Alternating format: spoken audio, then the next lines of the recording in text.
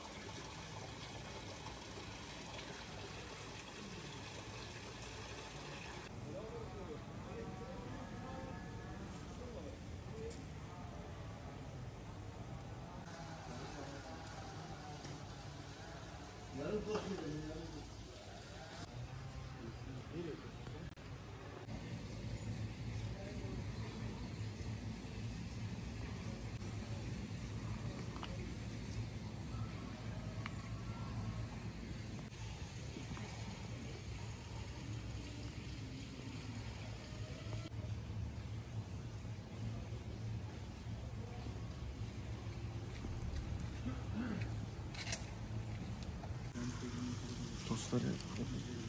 Ben Avukat. Memleket. Hoş gördük.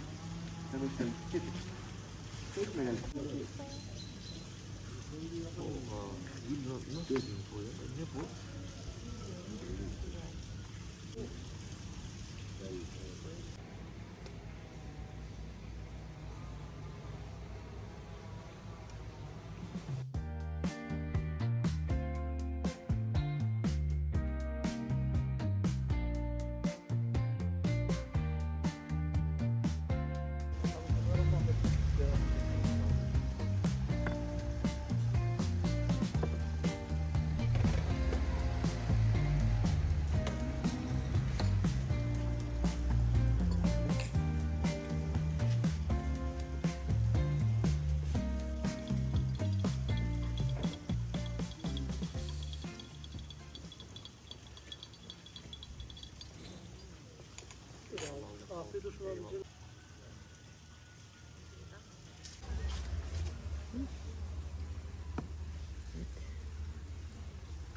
Konuşmak ister misin? Çay yarım saatte geldi.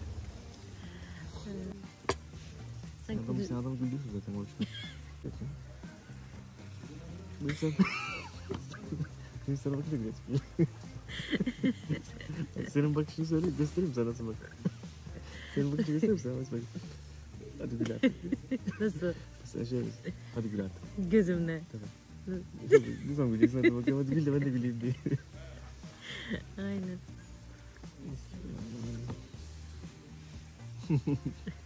Ya bakışın nasıl biliyor musun bak. Bakışın bir şey yapıyor beni. Hayır şimdilik değil. O zaman tam bunu anlatacaktım da onu karıştık. Şey diyorsun. Hadi gül de beraber gülelim. Hadi sen başla ben güleceğim, hadi beraber gülelim diyorsun. Yani.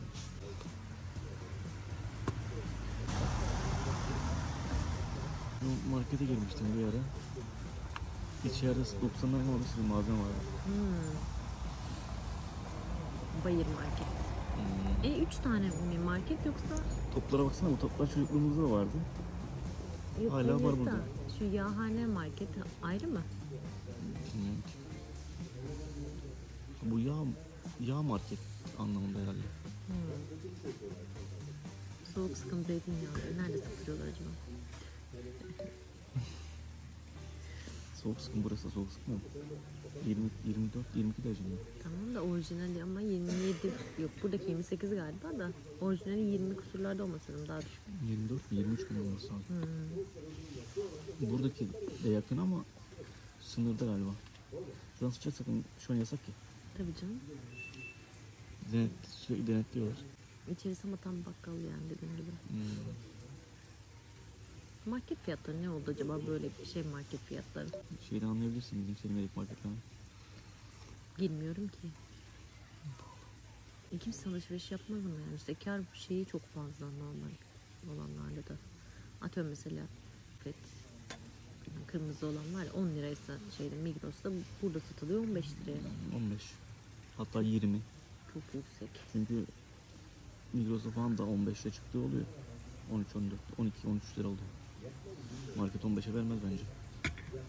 Ama çok yüksek işte. O yüzden herkes marketten kaçıyor. Şimdi mesela Selimiye'de markete girmezsin yani. Şey markete mecburen sigara falan almak için biri alıyor da. Evet. O yüzden ben sigarayı bırakaldım mesela. Hiç girmedim normal markete.